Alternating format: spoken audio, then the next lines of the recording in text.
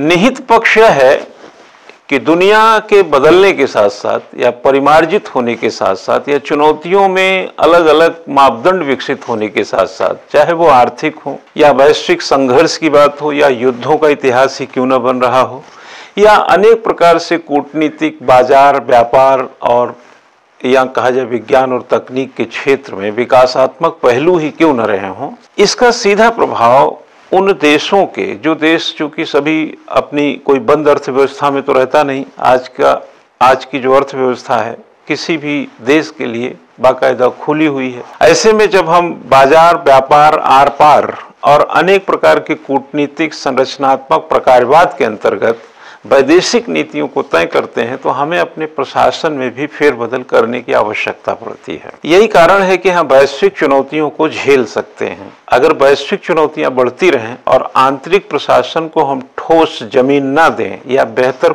परिमार्जित और परिवर्तन न दें तो हम उन चुनौतियों से पिछड़ जाते हैं, यानी चुनौतियां हम पे काबिज हो सकती हैं। आपको ध्यान दिलाऊं कि जब फ्रॉम स्टेट टू मार्केट 1989 में विश्व बैंक ने यह रिपोर्ट आई थी तो कई देश में यह स्वाभाविक रूप से चर्चा थी कि इसका मतलब हुआ कि राज्य से बाजार की ओर, राज्य से बाजार की ओर का मतलब है कि हम निजीकरण की ओर जाएंगे।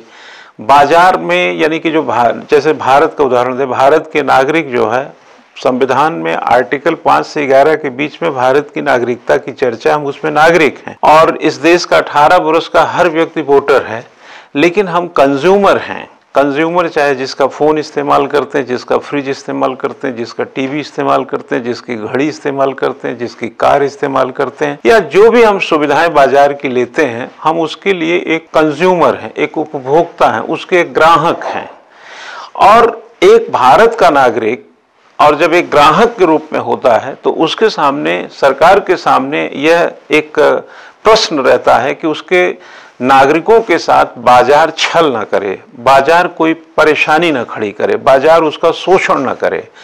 1989 में जब वर्ल्ड बैंक ने फ्रॉम स्टेट टू मार्केट की थ्योरी दी थी तब यह एहसास दुनिया को होने लगा था कि राज्य से बाजार की ओर चलें, क्योंकि देखिए राज्यों के पास बहुत सारे ऐसे काम हैं। राज्य का मतलब यहाँ सरकार समझिए, जैसे नदियों की सफाई की बात की जाए, जंगल बचाने की बात की जाए, शेर बचाने की बात की जाए, प्राकृतिक संसाधनों पर किस तरीके से नियंत्रण रखा जाए उसकी बात की जाए, लॉ एंड ऑर्डर की बात की जाए, कूटनीतिक तौर पर यानी कि वैश्विक संघर्ष के बीच में देश अपनी को प्रथम नियम के अंतर्गत यानी प्राथमिकता में रखे, ऐसे तमाम पहलुओं से उनको संलग्न रहना पड़ता है। ऐसे में जो बहुत सारी बेसिक चीजें होती हैं उसके लिए जो हमारा इनर कोड यानी कि जो हमारा पब्लिक एडमिनिस्ट्रेशन है या एडमिनिस्ट्रेशन है उसको इस चुनौतियों के साथ अपने को परिष्कृत और परिमार्जित करना पड़ता है और बाजार के साथ उसका भी संघर्ष चल रहा होता है।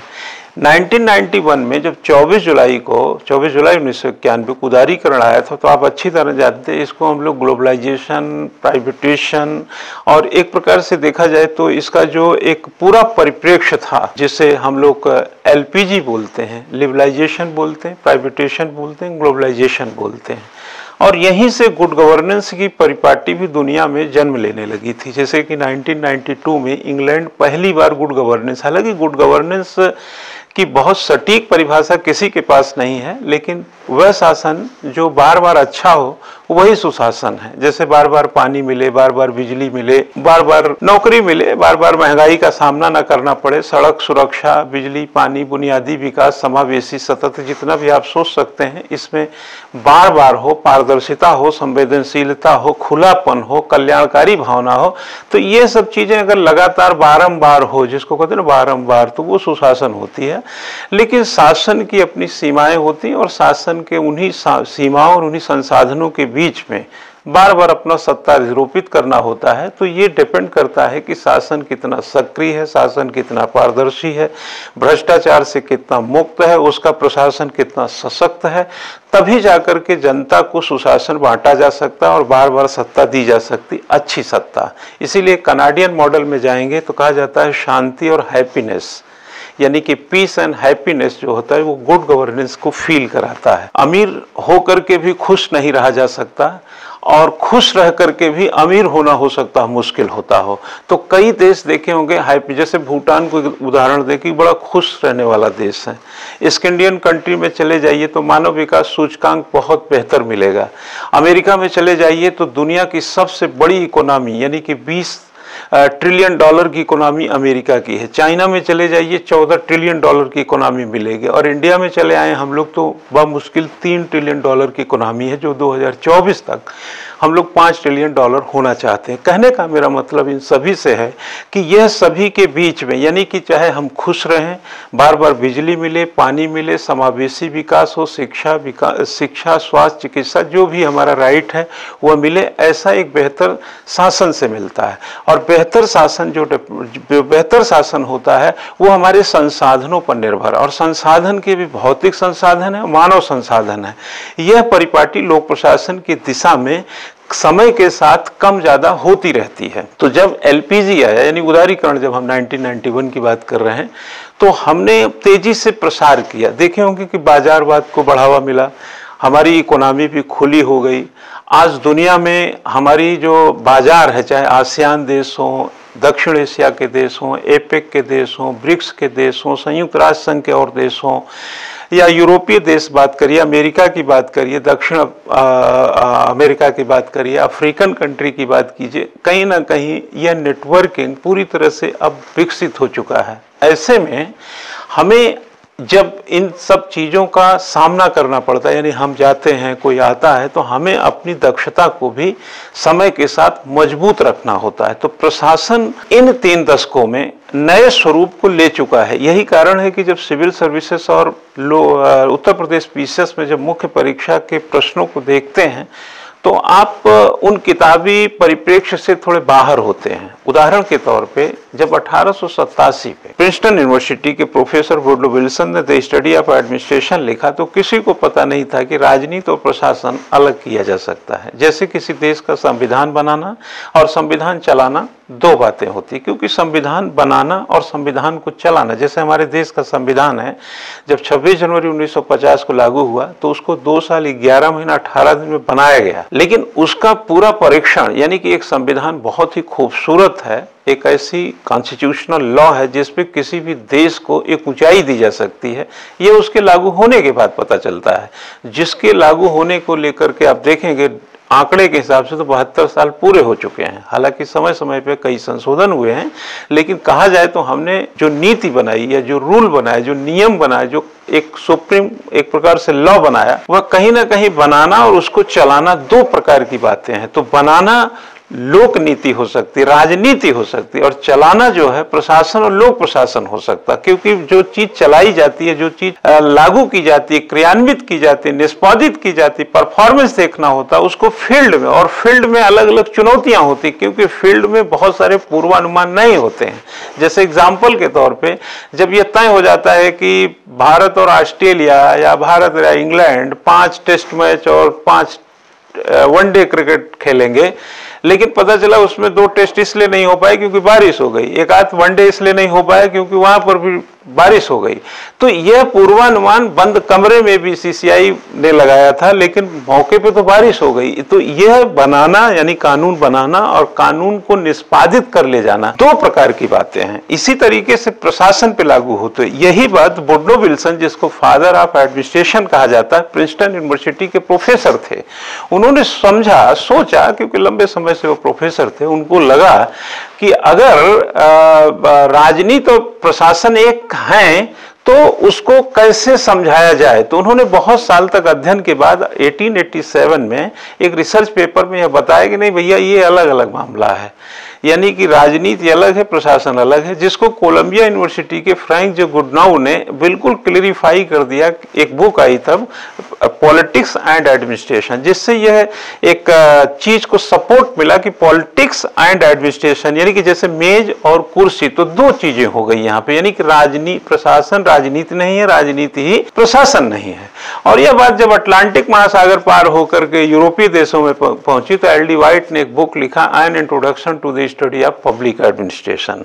तो पब्लिक एडमिनिस्ट्रेशन की पहली किताब 1926 में यूरोपीय देशों में, जैसे फ्रांस में कहा जाए an introduction to the study of public administration, जहां से उसकी यात्रा शुरू होती है। यानी पब्लिक एड एक मेच्योर सब्जेक्ट के तौर पर 1926 में, जिसकी 100 साल भी यात्रा नहीं है। उसके बाद उसमें बहुत सारे सिद्धांत, औपचारिक, अनौपचारिक, उसमें क्राइसिस के भी पीरियड आए, फिर न्यू पब्लिक एडमिनिस्ट्रेशन के रूप में उसका अवतार हुआ, फिर न्यू पब्लिक मैनेजमेंट के रूप में आया। तो धीरे धीरे मैं यहाँ ये कहना चाह रहा हूँ कि 1991 तक जब पहुँचते पहुँचते हम बहुत सारी चीज़ों को बदल चुके थे, बहुत सारी चीज़ों के बदलाव को देख चुके थे।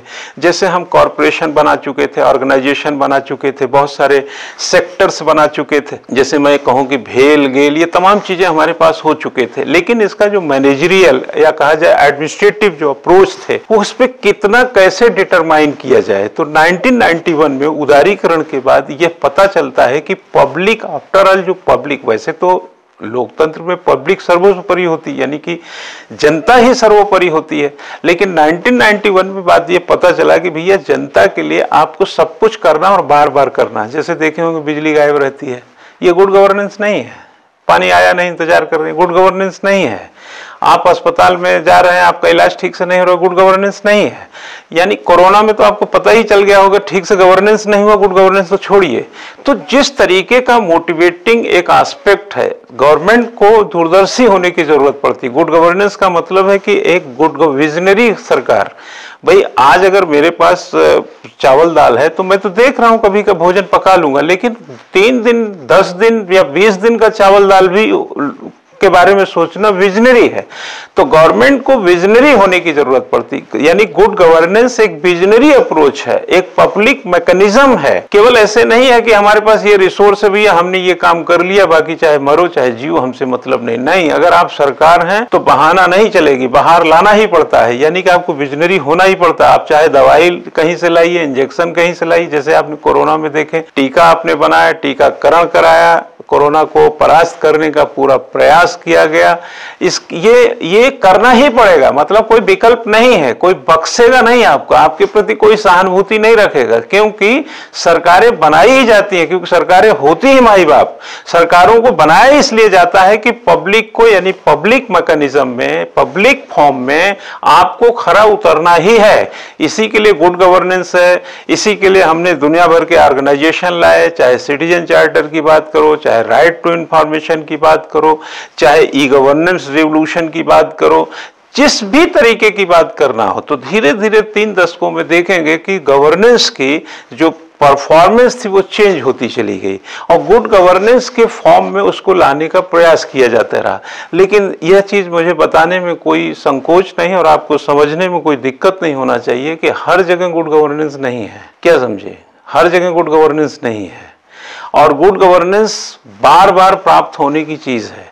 तो कहने का तात्पर्य है कि लोक प्रशासन के प्रश्न पत्र में जब आप नूतन सवालों का सामना होता है और उसका जो वैश्विक परिप्रेक्ष्य में बदलाव के साथ प्रश्न का जो संदर्भ आता है, उसमें आप प्रश्नों के प्रशासनिक दक्षता को बदले हुए व्यवहार के अंतर्गत जब उत्तर की परिपाटी से युक्त करते हैं तो अंक प्रदायी होता है, जो कि बहुत ही सरल है। सिर्फ क्या है, नजर गड़ा के रखने की जरूरत है।